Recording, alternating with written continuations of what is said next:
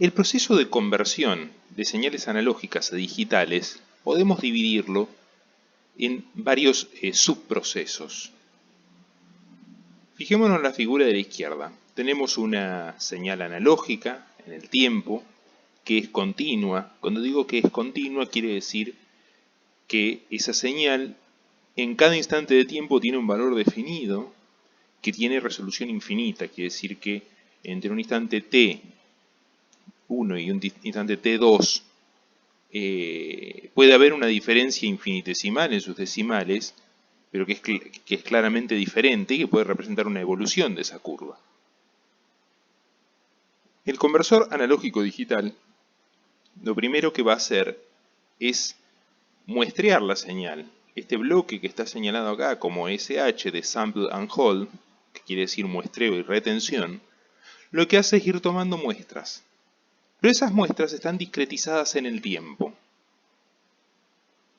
Entonces, lo que tenemos aquí, esta gráfica que está arriba, es la señal original muestreada y retenida. ¿Por qué digo muestreada y retenida? Muestreada porque el conversor toma una muestra cada cierto tiempo fijo. Ese tiempo de muestreo es fijo. Podrá ser 10 milisegundos, 5 microsegundos, etcétera, lo que fuera necesario. Vamos a ver ahora qué implicancias tiene eso.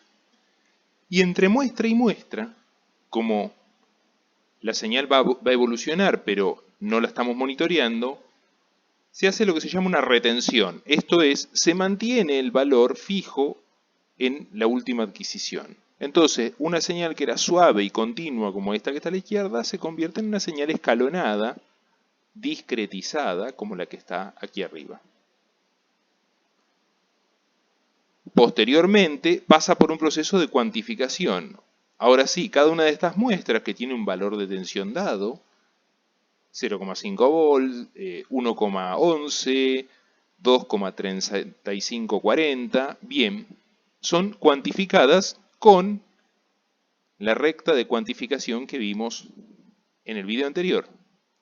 Y a partir de ahí son convertidas en bits.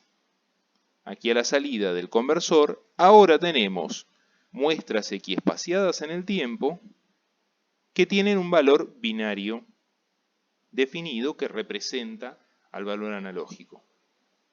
Pero que quede claro, aquí hubo dos procesos de discretización y de pérdida de información. Uno temporal, en el cual sacrificamos valores intermedios de la señal, y otro de magnitud, donde sacrificamos resolución en amplitud al convertirlo a un valor fijo en bits. Vamos a ver un poco las implicancias de cada una de esas dos cosas. Veamos primero cuáles son las implicancias de la discretización temporal. Supónganse que tenemos una señal como la que está en azul, una señal senoidal que en algún momento está siendo interferida o perturbada por otra fuente. Lo que está en rojo representa los instantes de muestreo de un convertidor analógico digital. Lo que va a hacer ese convertidor analógico digital es tomar una muestra, tomar otras equiespaciadas en el tiempo y reconstruir una señal como la roja que está aquí. Entre muestra y muestra, el valor de la señal se mantiene constante. Entonces, por ejemplo, en la primera muestra, la que está aquí a la izquierda, la señal tenía un valor de 0,95 aproximadamente. Bueno, ese valor será mantenido hasta la próxima muestra. La próxima muestra tendrá un valor, supónganse, de 0,3. Será mantenido hasta la próxima muestra. La próxima muestra tiene menos 0,95, bueno, y así sucesivamente. Si comparamos la señal analógica real, la que está en el mundo continuo analógico, la azul, con la señal discretizada que va a tomar nuestro control digital como representación de la realidad, vemos que no son iguales, ¿sí? Apenas distinguimos 3 o 4 niveles de tensión de la onda original. Lo que sí podemos decir, siendo un poco generosos, que más o menos se rescata el comportamiento general de la onda. Rescatamos que es una señal periódica de forma de onda constante y que acá hay una perturbación de amplitud. ¿Qué pasa si en vez de utilizar esta velocidad de muestreo, utilizo una más lenta, como esta otra? Aquí lo que he hecho es muestrear a una velocidad 3 veces más lenta, por lo tanto pierdo dos muestras intermedias. Bien, con lo cual nos queda, fíjense, muestras mucho más separadas. Cuando intento reconstruir la señal, nos queda esta línea roja de acá. Fíjense que ya no tenemos ni perdimos información sobre la periodicidad de la onda sin perturbar,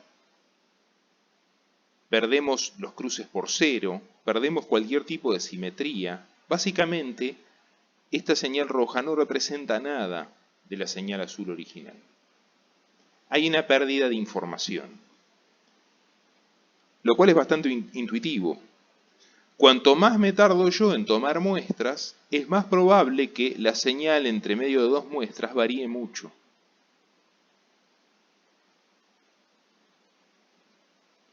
Este fenómeno se conoce, digamos, en la jerga como aliasing o solapamiento. Lo que ocurre al tomar muestras demasiado espaciadas es que la representación de la señal muestreada no coincide con la forma de onda original. ¿Sí? Aquí tienen otro ejemplo. Esta es una señal puramente periódica que está siendo muestreada muy lenta. Entonces, cuando yo reconstruyo la señal tomando las muestras, que digamos mi convertidor, a partir de la conversión, lo único que me quedan a mí son las muestras, el resto de la señal la desconozco, termino reconstruyendo la línea que está en color rojo. Fíjense que no tiene nada que ver con la señal original. Se puede demostrar, teóricamente, que hay un límite que nos marca cuál es la relación de frecuencia entre la señal a muestrear y la señal muestreada, que está dado por esta relación de aquí. Fs mayor a 2Fa, donde Fs es la frecuencia de muestreo, frequency sampling, y 2Fa, Fa es la frecuencia de la señal a adquirir. En el caso de una señal periódica como la que está acá, es muy fácil tomar la frecuencia de esta señal, multiplicarla por 2 y eso nos va a dar cuál es el piso de frecuencia de muestreo, lo mínimo que necesito. Si utilizo una frecuencia menor, va a haber pérdida de información debido al aliasing o solapamiento. En el caso de tener una señal compuesta por varias frecuencias, lo que se toma es, en esta condición, se toma la frecuencia de la máxima, digamos, frecuencia de interés de la señal a muestrear.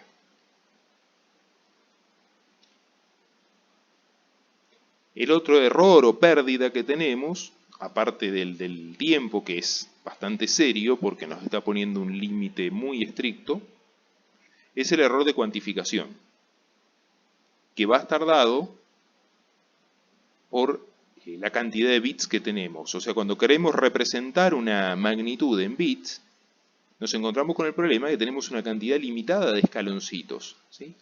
En este caso, por ejemplo, esta señal de 0 a 2 volt está representada con 8 escalones, que son 3 bits. ¿Qué ocurre? Los únicos puntos donde el error es nulo es donde justamente coincide la representación que está en rojo con la señal original en negro. Son estos puntos de aquí.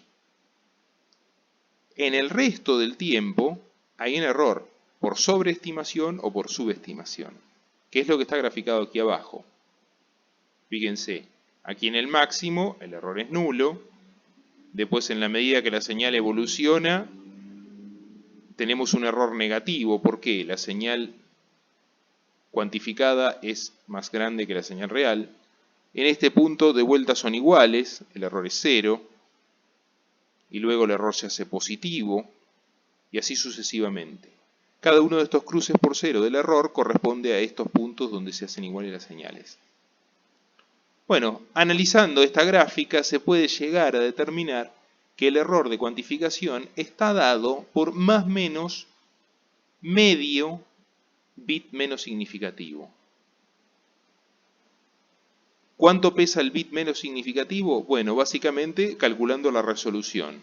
Tenemos la tensión de fondo de escala, que es la máxima tensión a representar, la que corresponde a la combinación con todos los bits en 1, dividido 2 a la n menos 1 bits.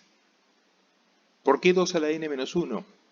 Si yo tengo, por ejemplo, 3 bits, la cantidad de combinaciones es 8, 2 al cubo. Pero resto una, que es la que corresponde al 0. Por lo tanto, exceptuando el 0, aquí tengo un nivel de cuantificación de 7, si fueran 3 bits. Por lo tanto, el error de cuantificación va a ser más o menos un medio de la tensión de fondo de escala, 2 dividido 7. Si usase 8 bits, acá tendría que la cantidad de combinaciones es 2 a la 8, serían 256, menos 1, me quedan 255, me quedaría 2 sobre 255 por un medio. Esto me permite, de antemano, saber el grado de error que voy a tener y poder ajustar la cantidad de bits que necesito. Si yo necesito tener un error acotado a cierto nivel de tensión, deberé utilizar un convertidor que tenga una cierta cantidad de bits. Todo esto tiene un costo. Aquí lo que vemos en esta tabla es una representación de diversos dispositivos de conversión analógica digital, en la cual vemos, por un lado, la cantidad de bits, convertidores de 24, 16, 14, etcétera, hasta 6 bits. Lo que vemos aquí es el rango, la cantidad de niveles de tensión que pueden discriminar. Obviamente, con 6 bits no tengo más que 64 combinaciones, pero con 24 bits tengo 16 millones. Y el error de cuantificación que se obtiene. ¿Sí? Aplicando la formulita, vemos que, claro, como es casi intuitivo, cuanto más bits tengo, puedo representar más escaloncitos, por lo tanto la señal digital es cada vez más parecida a la analógica, porque es más continua, los escalones son muy chiquititos. Y el error que se comete es realmente bajo. ¿Cuál es el precio de esto? La velocidad. Fíjense que la máxima frecuencia de muestreo tiene una relación inversa. Cuanto más bits, más lento es.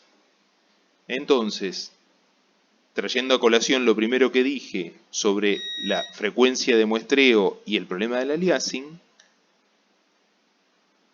si nuestra aplicación particular requiere de muestrear una señal que tiene mucha frecuencia, una frecuencia muy elevada, voy a tener que sacrificar resolución en bits para lograr adquirir esa señal de alta frecuencia. Por el contrario, si lo que yo requiero es determinar niveles de tensión con muchísima exactitud, con un error muy bajo, tendré que utilizar más bits, a costa de perder velocidad. En general, como casi todo problema ingenieril, termina tratándose de una relación de compromiso entre las dos necesidades principales, que es un bajo error de cuantificación y una velocidad de muestreo adecuada.